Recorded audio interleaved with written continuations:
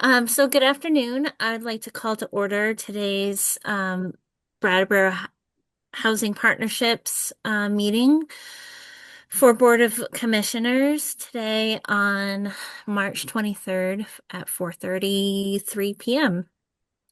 Um, the agenda has been provided and the minutes have been provided from February 23rd, 2026. May I have a potential motion to accept the minutes if there aren't any changes or additions? So moved.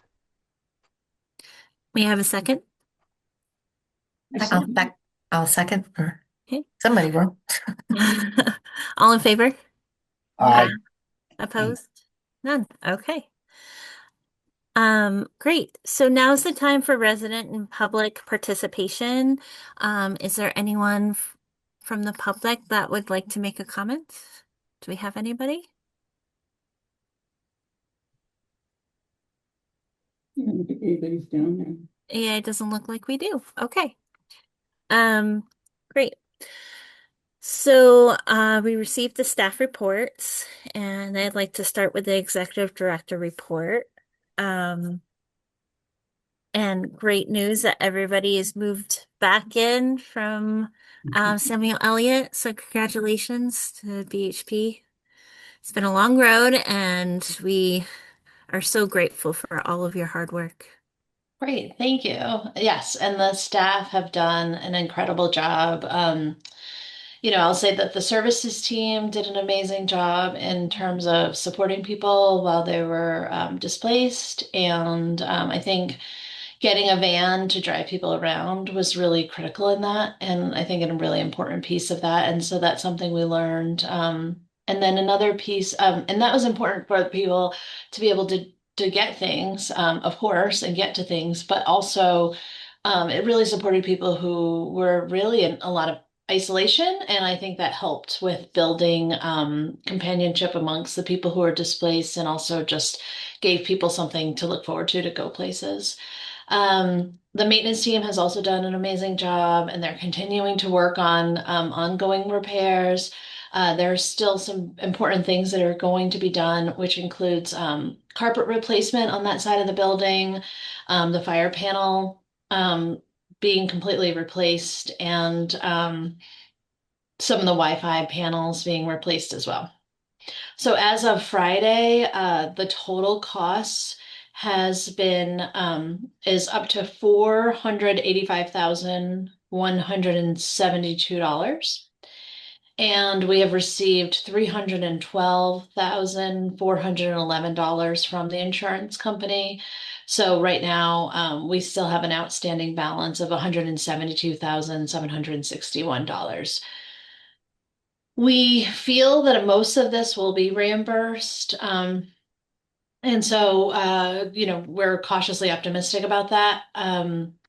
I will say that there are one cost that we need some clarity around is we've allocated a lot of staff time to this and like pulled them off of other properties. And so as of right now, the insurance company is not reimbursing us directly for regular staff time. They're only reimbursing us for overtime. And so I think we need to have a conversation with them about that because that was not my initial understanding. My initial understanding was that if we, instead of hiring contractors, had some of our staff doing some of this work, like painting and just overall maintenance in the units that were due specifically to the fire, that we would be reimbursed. So that is an expense, but that's not in those numbers right now. And am I correct, Claire? That's not necessarily in the total costs of the 485,000. Yes, all of the payroll is in there. Yes. Oh, all of the payroll is in there. Yeah. So even yeah, yeah. Seems like them reimbursing for regular time would save them money actually instead of reimbursing for overtime time. So, Yeah. And it would also save them like contractor costs, which would have been a lot more expensive. So I do think we need to get clarity around that, especially if going forward, if we had, I'm sure we'll have another knock on wood, we don't, but another event and and if we're not going to get reimbursed for our time, then we need to understand that and then not use our staff and hire outside. But Hmm. so we're learning. We'll see from there. But I think Claire and I both feel the same way in that we really feel like our time needs to be reimbursed.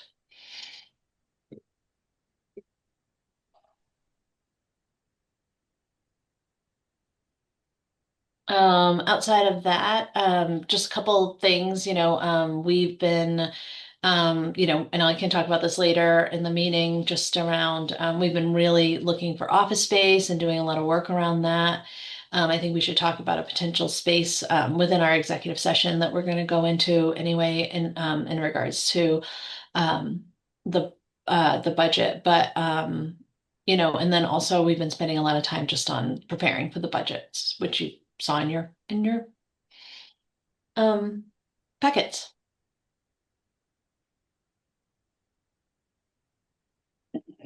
Great. Thank you.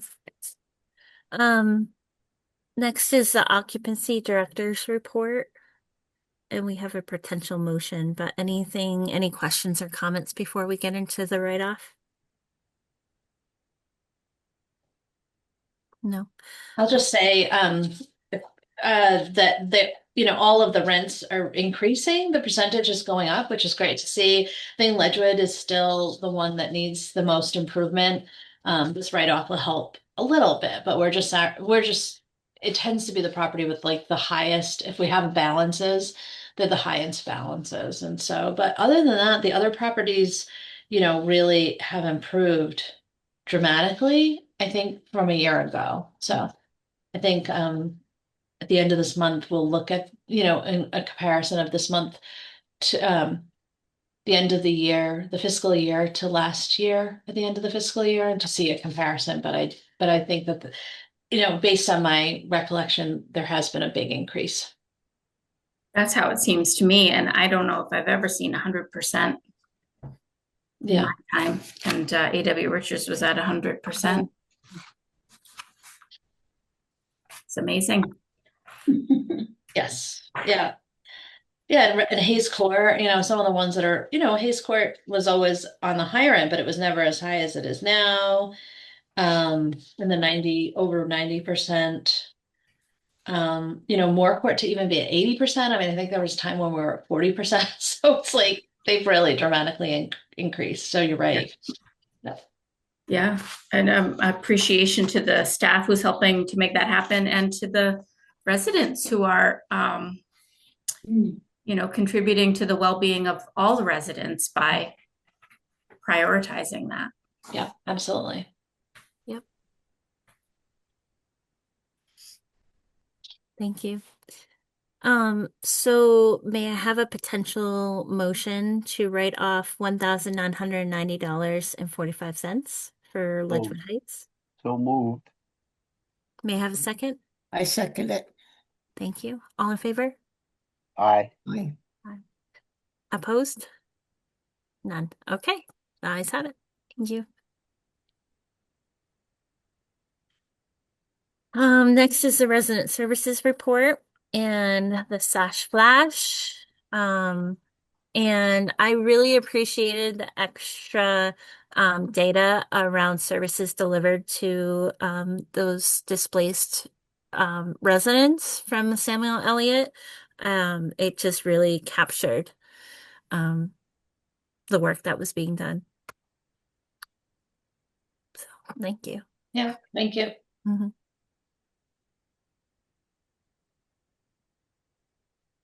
Any other comment or question?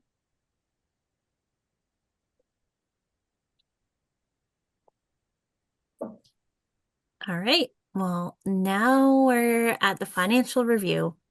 So the January 2025 comparable, and we have James and Claire on the call. So thank you. Yeah, so yeah, I'll jump in a couple of things.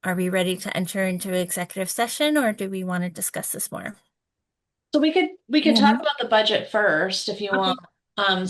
So the big piece of paper you have, this big large one, is the consolidated budget. So we can talk about that first, Okay. and then we can talk about we can go into executive sessions to specifically talk about salary allocations and I would say salary allocations, A.W. Richards, office relocation, and just more, yeah, those two things.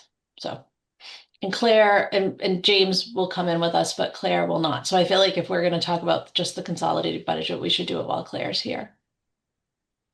Great. Let's do that. Thank you. Um, okay. So, would you like to get us started with anything specific? Yes. Great. So if you look at the consolidated budget, so I guess my first place I would have you look would be under revenues. And Yeah. so you'll see that our projected revenue for 2027, fiscal year 27, is higher by about 719,000 than fiscal year 26. Mhm. And some of that is specifically, and James, please step in if I'm wrong, but I think some of that is like, so we're in a little bit of a precarious situation because HUD hasn't necessarily 100% given us an understanding of like what we'll be receiving in HUD funds. And so, Correct. yeah, so Correct. we're basing this, I think we're being cautious with what these estimates are. So our hope is that we will, and because when we look at the 2-year tool given to us by HUD, it actually projects that we would have a higher allocation, and so we're hoping that that is what happens. However, we don't have that in writing yet, and so until we have that in writing, we've been cautiously optimistic. Correct, James? So these numbers were on the Yes, cautious side. these numbers assume some things that are yet to be put to pen and paper, correct? Specifically around the Section 8 HAP funding, the Section 8 administrative funding, which is the money that HUD gives you to operate the Section 8 program. And in essence, if we don't get the HUD funding for the HAP, we could have some issues paying rent to the RAD projects because we have installed the OCAF increases for the last year and in some cases 2 years for some properties based on the understanding that HUD would fund us the additional funding that is in the 2-year tool. So we were cautious. We put in what we were hoping to get.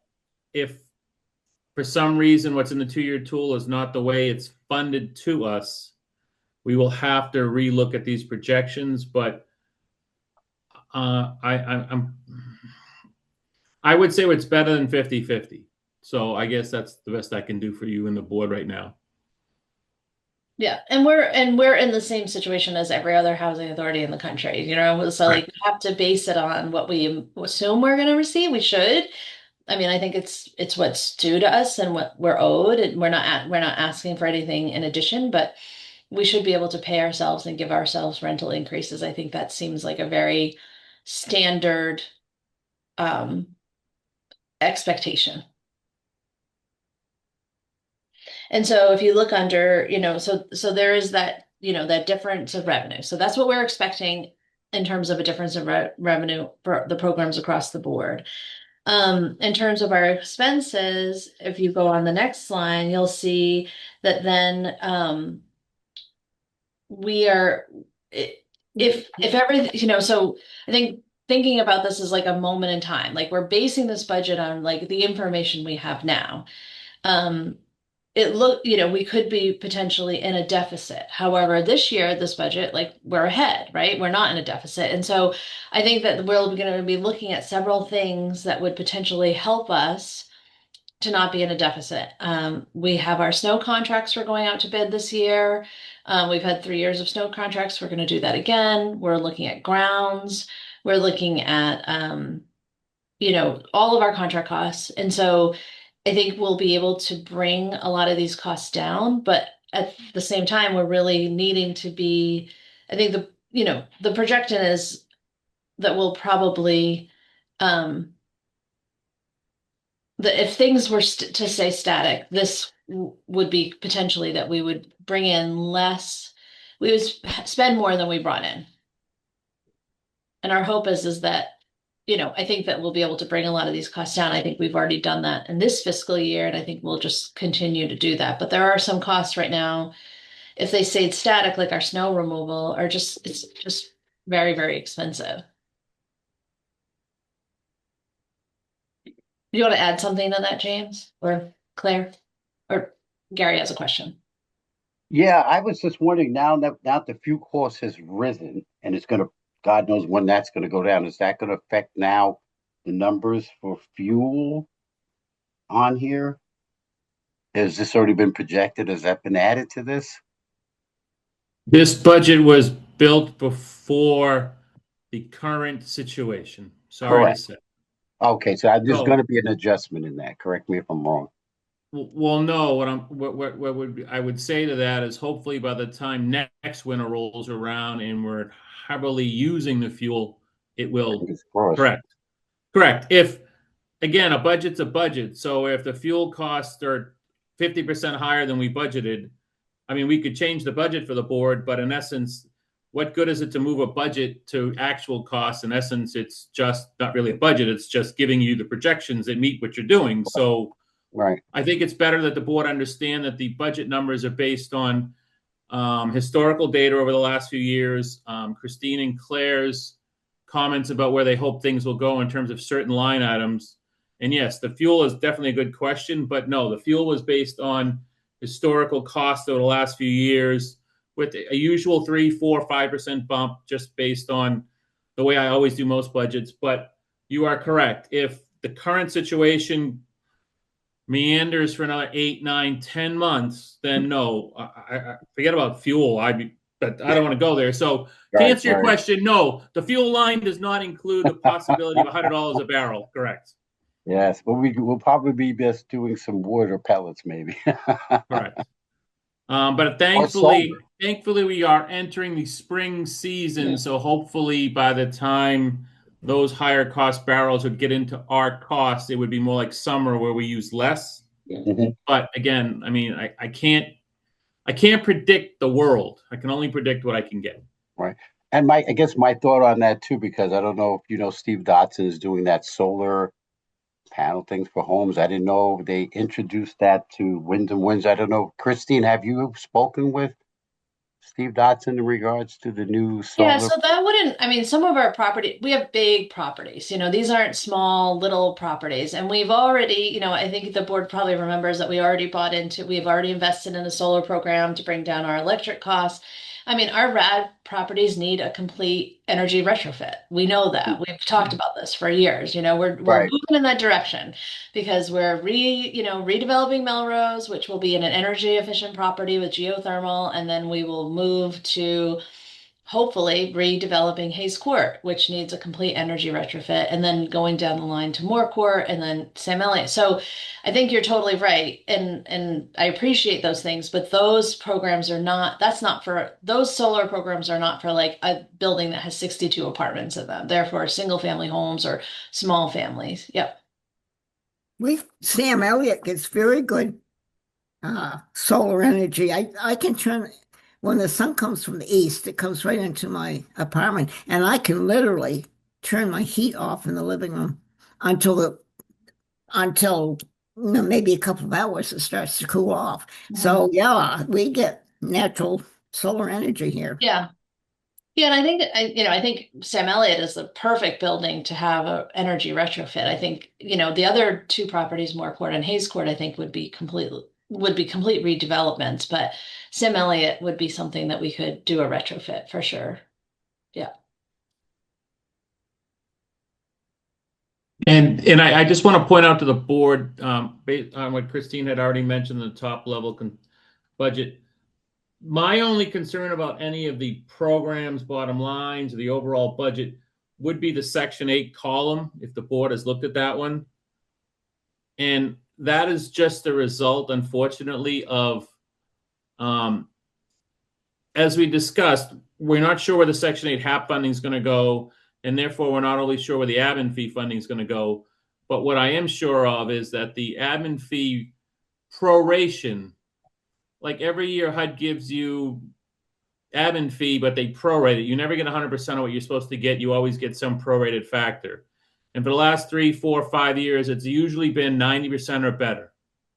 It's already been documented in industry notices and things like that, that HUD will not fund at 90% most likely this calendar year. You'll probably see 85% at best, or not even, and at worst, 80%. So this budget is built the same as all other years. It's just that the admin fee we're going to receive will not be as much, and therefore the larger deficit to the program. I just wanted to point that out to the board. Besides that, all the other programs are basically roughly the same as they've been budgeted in the past, with net incomes and net losses, maybe a few percent, a few dollars higher here and there based on percentages. But the Section 8 one is the biggest factor that's moved the most in 1 year. And that is a result of the current administration and the dollars that are being given to the program. Because again, if what we bet is true, and if Christine and I are correct, where housing authorities are going to get more HAP dollars, then the understanding is, well, if they get more HAP dollars, then they're probably going to try to put more vouchers on the street. Well, the moment more vouchers go on the street, that means you get more admin fee money. But if the pot is already at X number of dollars, but now the number of units out is higher and there's no more money, we have to get less money for each unit. So it kind of works backwards, where people think, well, if you put more vouchers on, you're going to get more money. Well, actually, if you put more vouchers on and the admin fee pot is already, whole, it is what it is, the more vouchers on, the less admin money we get. So it's kind of counterintuitive, but unfortunately, on the gross line, we might get, $80 more, but you're going to get it at a lower percentage. So you're not going to get as much as you would have got if the percentage stayed the same. So that is my only big point to the board, is that the Section 8 program is something we have to be concerned about going forward. Is there any possible solutions or assistance? No, considering the program is quite, as Christine and Claire know, I mean, we have one staff person charged to it, maybe a few dollars more for other people. We don't overly charge to that program. They pay their fair share for expenses, whether it's straight allocated expenses or the overhead expenses of running the office. No, again, it's just roughly based on the funding. So if the funding was to continue to be this poor, then yeah, we might have to look at some other ways. But I think we just have to go year by year now. But I just wanted to point it out to the board when they're looking at the bottom line and wondering, well, last year was a positive 18, this year it's a minus 62. A good amount of that negative 62 is a result of the negative 54 in Section 8 compared to the prior year. So I think the hard thing about Section 8 is like, it's not like, it's not like, oh, we could cut money here through we don't spend money on this, or we actually we have to use the Section 8 program. It's how we fund it's how we fund everything. It's just that we're getting underfunded for how we fund everything. And so I think it's a little frustrating to have lower admin fees based on the amount of work that we have to do to administer the program. It's just, to be honest, we're a small housing authority, it impacts us, but it really impacts these bigger housing authorities like Vermont State Housing or eminent, they've had to pull vouchers off the street. We're not on a shortfall yet, whereas other housing authorities are in a shortfall. I think we're doing a really good job at managing our program by being cautious, but also trying to, we'll be putting vouchers into the Putney project. But again, we have to be really careful because we want to make sure that we can pay ourselves through RAD for increasing rents for our HAP payments. And we're balancing that with we'd love to put more vouchers on the street. We just don't have the funding to do it. And I think with so we're always balancing the budget numbers for the vouchers. And traditionally to get 90% of our admin fees was great, right? But to have that lowered is a little bit of a, feels a little bit like a kick. Yeah. And I think that it's hard for the board sometimes, maybe like when you look at the Section 8, like it's like money coming in and money coming out. Like, we actually want to spend more, we want to spend money in the Section 8 program. We don't want to not spend money. We want to spend the money, but we also want to make sure that we have enough money and that we're getting, our admin costs covered. Yeah. And just to add to that, Brattleboro is in a different situation than most in the sense that you guys have converted to RAD through the OCAF. I mean, through the what HUD first initialized RAD to be, and so you're getting the OCAF increases. But we want to make sure, and because you're only getting the OCAF increases, and you're not a small agency that gets the new rental Section 8 rent amounts every year that have gone up ridiculously with the FMR increases around the country. We want to make sure that every year we try to at least factor into the Section 8 budget that 3, 4, or 5% OCAF increase, which it's been for the last few years. And if we utilize more vouchers and don't have enough money, then we either have to pull some off the street, like Christine said about other agencies, or we have to pay ourselves less. So besides just running a regular Section 8 program, we have to also factor in the fact that our Section 8 program is really funding for large properties because we're getting HAP dollars for those properties. So it becomes a tricky budget when we do the budget. So I'm trying to keep up here. So the administration fees have decreased. That's the thrust of the problem. Is that right? Correct. Okay. And they decreased because of HUD's proration, not because of your unit count. For the most part, the unit count has been pretty stable. We've gone up and down 5, 6 units most of the time. Christine probably has the numbers, but it's based on how much HUD is funding. In the past, it was always about 90 or 92%. Now the budget's built on 85%. So it's the same number of units. It's just instead of getting $120, we're going to get $105. And because we're losing $15 per unit times, 200 and something units times 12 months, it factors into the bottom line significantly. And potentially if and when the budget is ever passed officially, the numbers might look better than what we think. We're thinking that they're going to be low, but we could find that maybe they'll be a little bit higher. We don't know, but I know that James is it's like he does not think that that's probably going to be the case, but I tend to be a little bit more optimistic. So, that is true. Your executive director is much more optimistic than me. I'm not comfortable giving the board, I guess, a rosy picture and then try to explain to them how come we've lost $100,000. Where I hate to say it, I think I'd rather tell the board that the world is going to end, and then halfway through the year, oh, guess what? We survived. But that's just my way of presenting it to the board, because I'm always afraid of presenting the board a really pretty budget with bottom lines, and then all of a sudden halfway through the year they're looking at me like, what happened?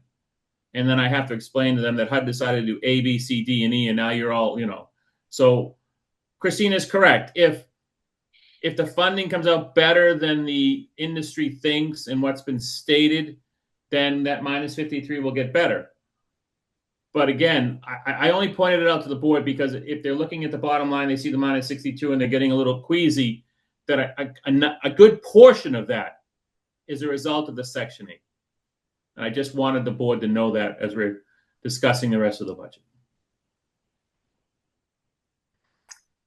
Was someone hoping to, am I right that we were going to maybe talk about possible places to be more efficient? I think we were definitely going to talk about plowing, but maybe like maintenance supplies or something. Contract costs, overall contract costs, and AJ, do you mind just muting yourself? Yeah, perfect. Thank you. Snow contracts and grounds and contract costs. Yeah. And I will let the board know that I have a lot of agencies who have blown their maintenance lines all year as a result of snow removal. Mm. You are not the only one.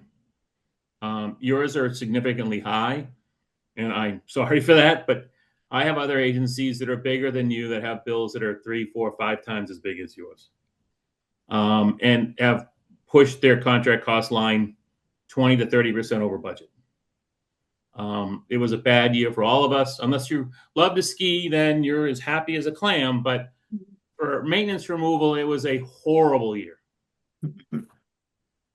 Yeah, and we have a tremendous amount of sidewalks. Like we have properties with a lot of sidewalks, and it's not the plowing, it's not the like removing of the snow as much from like the parking spots as it is like all of the sidewalks that are around all of the property. So that's where we see the biggest costs because a lot of it is like hand shoveling. Takes a lot of people all at once to do it so that they can get cleared in a timely fashion. I will say I think we had one slip and fall this year, which is a lot lower than what we normally have. So I will say that's a good thing. But it just takes a lot of manpower. It's not like, and I say human power. It takes a lot of human power, like to get all of that done in a timely manner. And we just are not in a position where we can just sit and say, you know what, we're just not going to do it for a day or two and you're going to have to wait. It just isn't an option. And I think, Michelle, you probably see the same thing at the hospital, right? It's clearing over and over and over and over again because there is just such a risk for liability. Yep. Yeah, the snow was incredible this year. I mean, I feel like Ice. I would like it's ice, it's snow, and it's just we cover a lot of land and a lot of sidewalks. I don't think our residents could ever fathom, that we spend $100,000 easily on snow removal. I can. Yeah. And ice removal too. Yeah. Ice, snow. Yeah.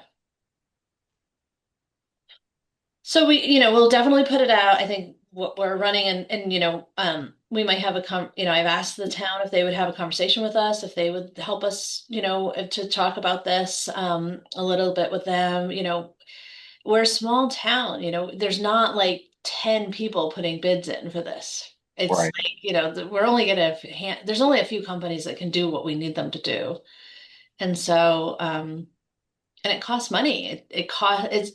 It's people power. It's not just, driving a truck around. It's physical labor.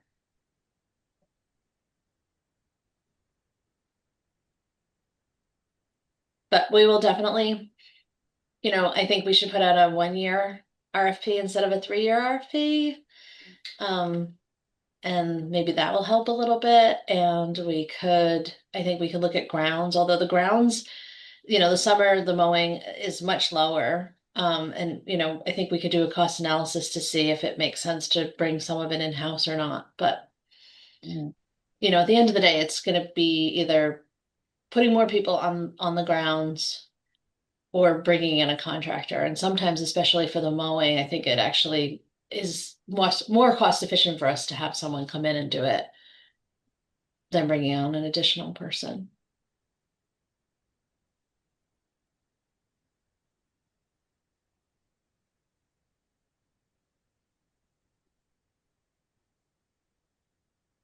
Looks good.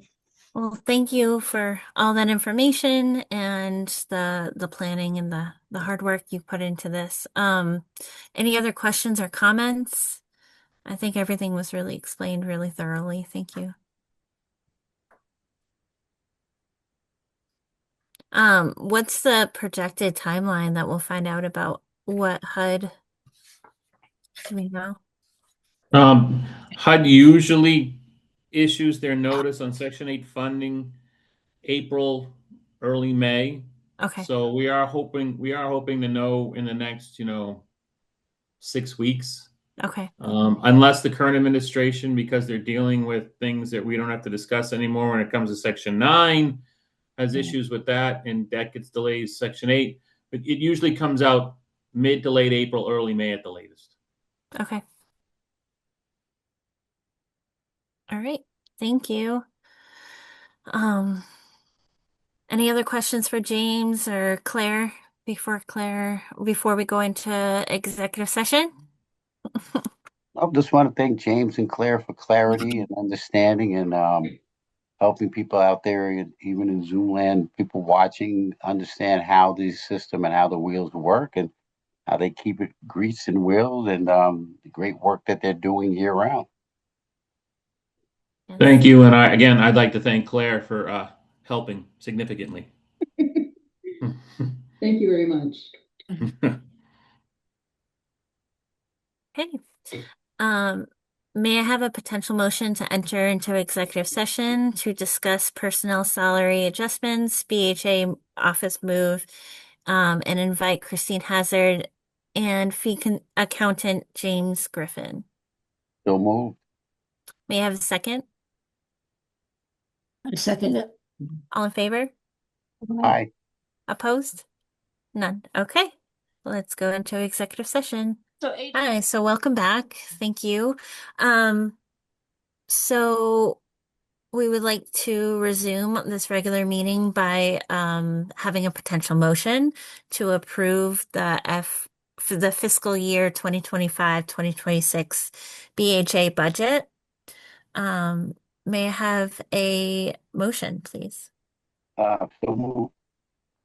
May I have a second? I'll second it. All in favor? Aye. Aye. Bye. Opposed? None. Okay. Thank you. So check signing assignments. We have Pat, you have April, Susie, you have May, uh, and I need someone for June. June, I believe I can take June. Okay, great. And do we want July? Because I can do July if we want to just say that. it's up to you. That's fine. Okay, I can do July. I just can't do August, so that works. Okay. So special projects update, Melrose redevelopment update. Sure. We are in the process of continuing to try to find office spaces. We've been putting a lot of energy into that.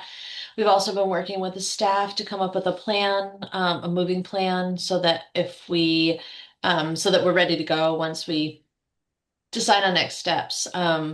Potentially, if we don't have a space available like in time for the closing, we'd be looking at moving staff to two different locations, just short term.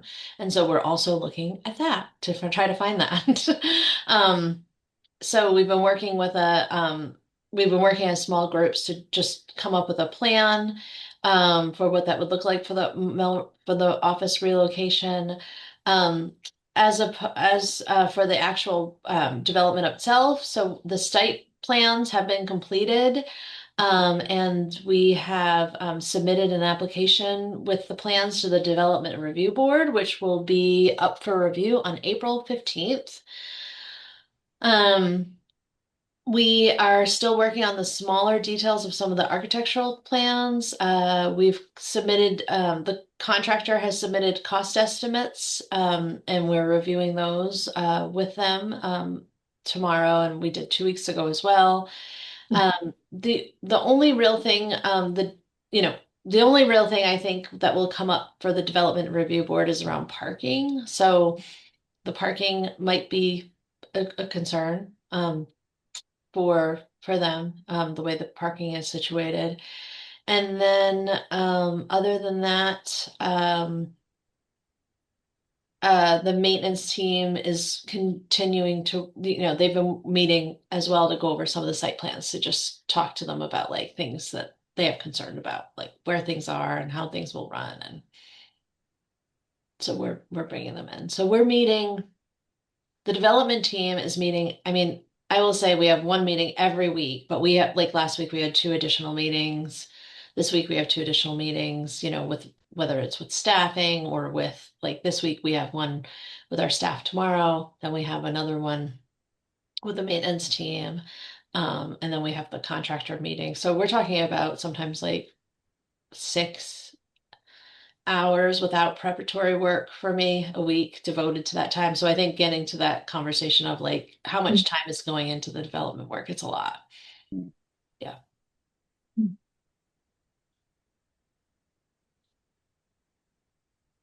I'm really pleased with the way it's moving along and the way it's looking. I have no concerns. I'm just extraordinarily impressed with every step of the way. It's going to be beautiful, and it's pretty exciting. Yeah, it is great. And thanks for your help, Michelle. It's been great having you in those meetings and your insight, which is always really, really helpful and insightful. It's great. You bring a great perspective. And we are still working with HUD to figure out how to put subsidies in there. So we might have even more vouchers. So that might be, that will increase our admin fees. So hopefully that works out too.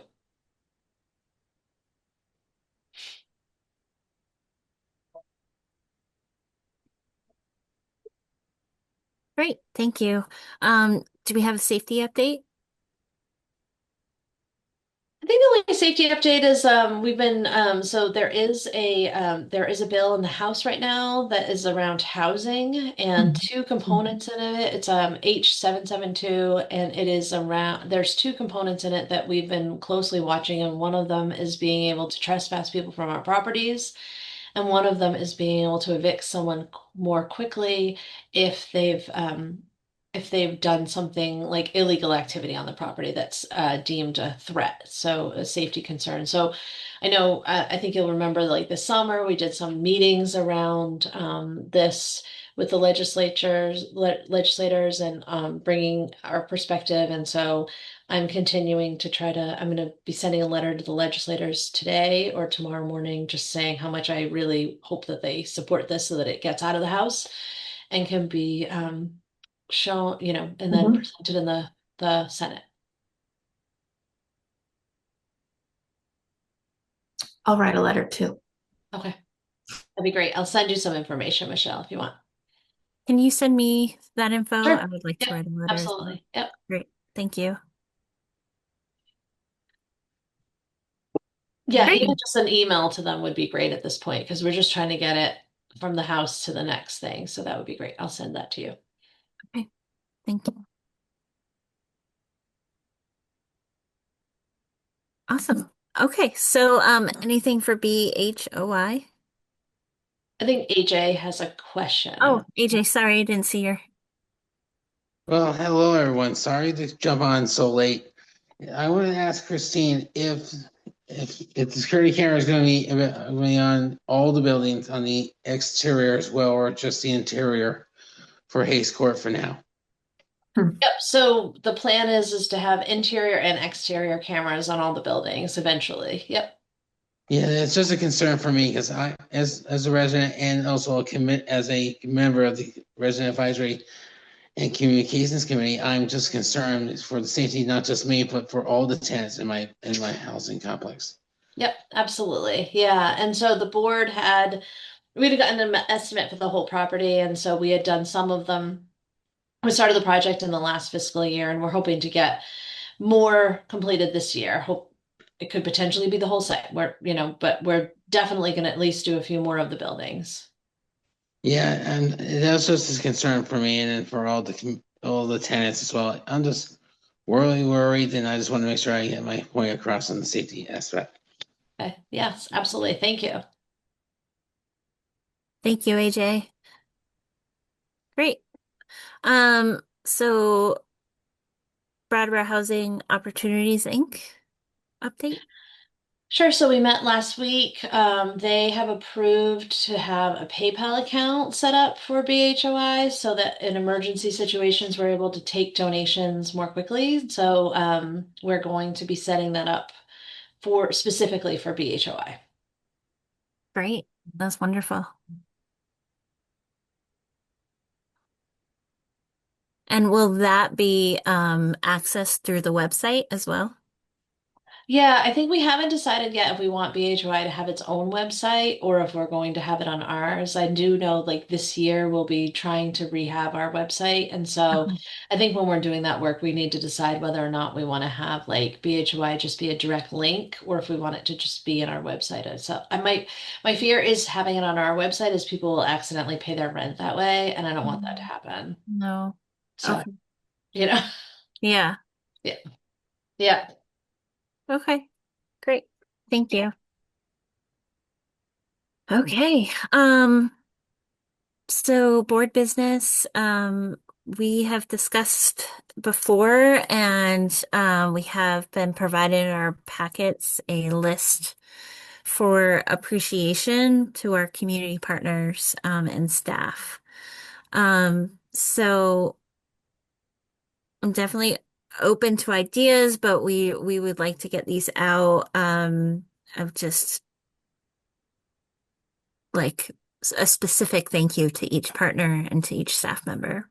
So, um, so yeah, thank you for providing that list, Christine. Mhm. Um, I I mean, I highlighted, and I can't find it right now, but I highlighted a few people, like a few of them, because I was there that day, and I think I could speak to some of the specifics to with those partnerships, specifically the day of the fire. But I don't know. I was thinking maybe we could split them up, but I did highlight the specific ones that I think I could speak specifically to. So, that was the Brattleboro Fire Department, and the, um, all of the staff, Brattleboro Police Department, HCRS with Emily Murphy and Knowles Wentworth, the Red Cross, and the Rec and Parks Department. Um, I'd also was add also I'd also say DPW. DPW. Yeah. Yeah, that was the other one.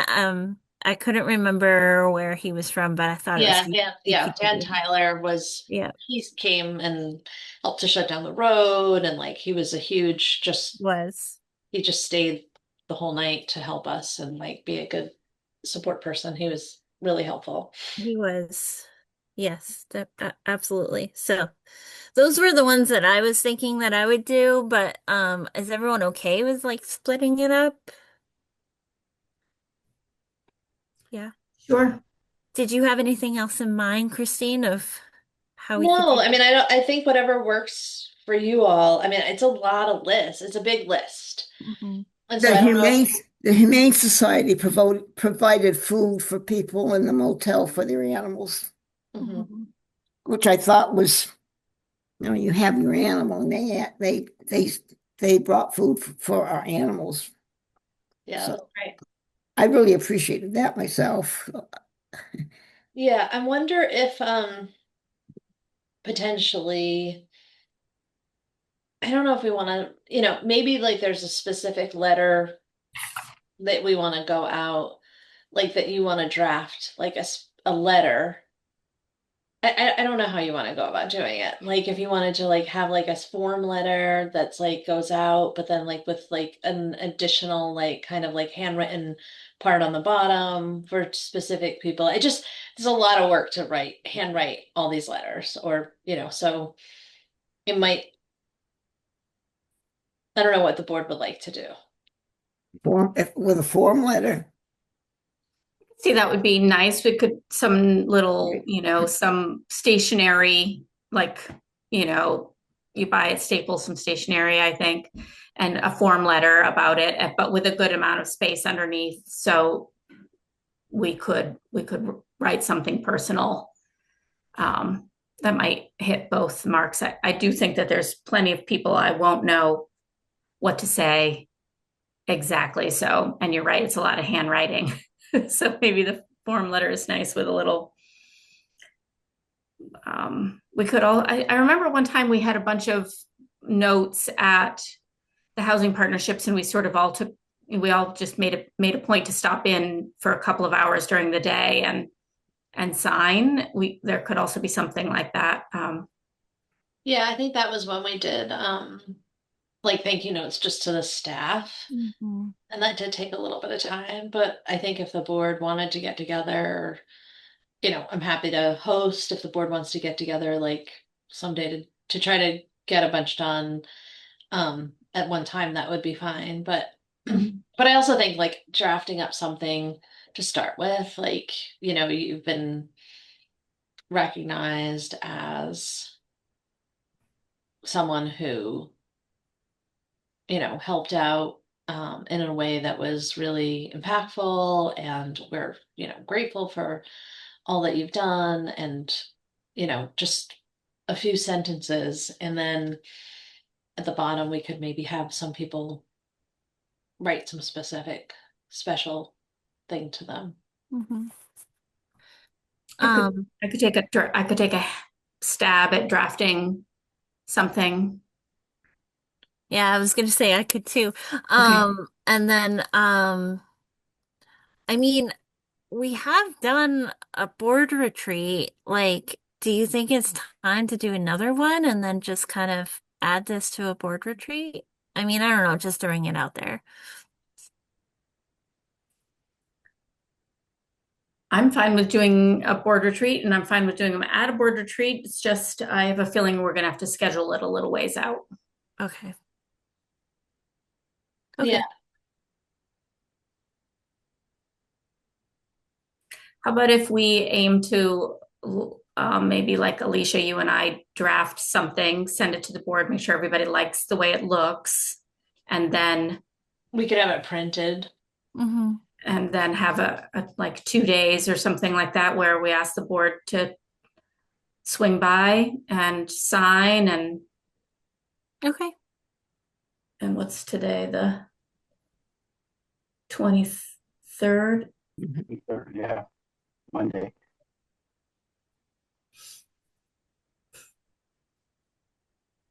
I also wonder too, like, and I don't know how much this would cost, but we could also, like, so we could do this, right? And do this.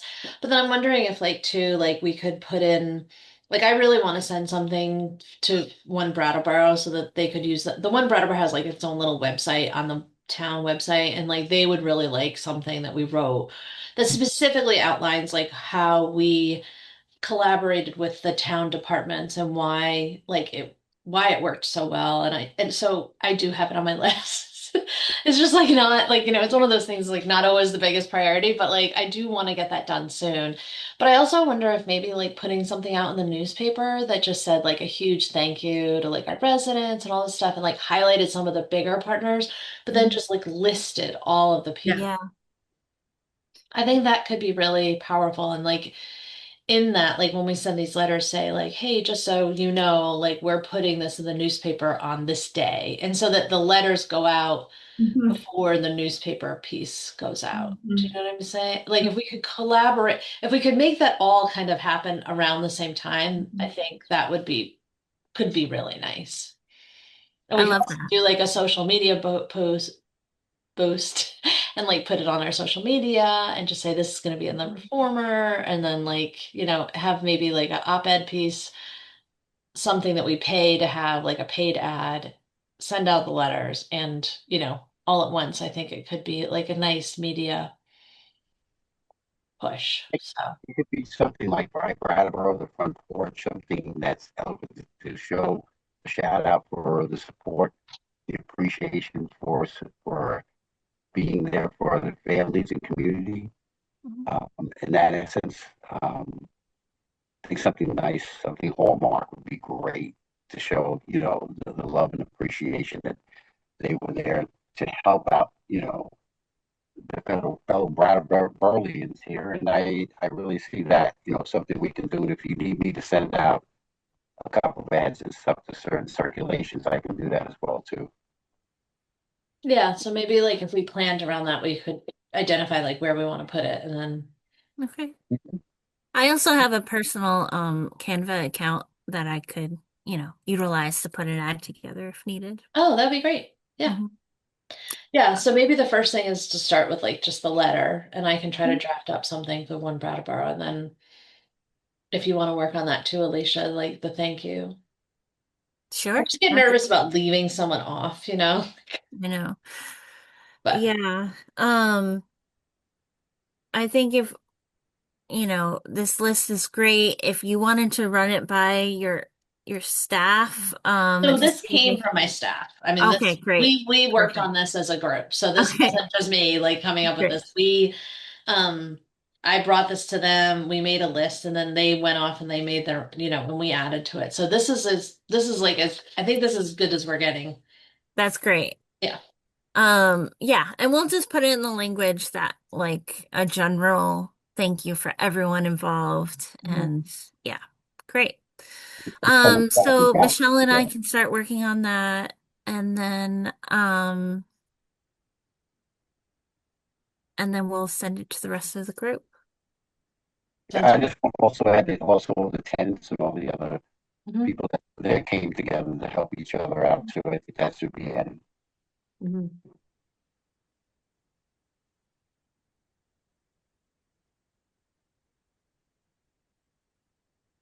Great.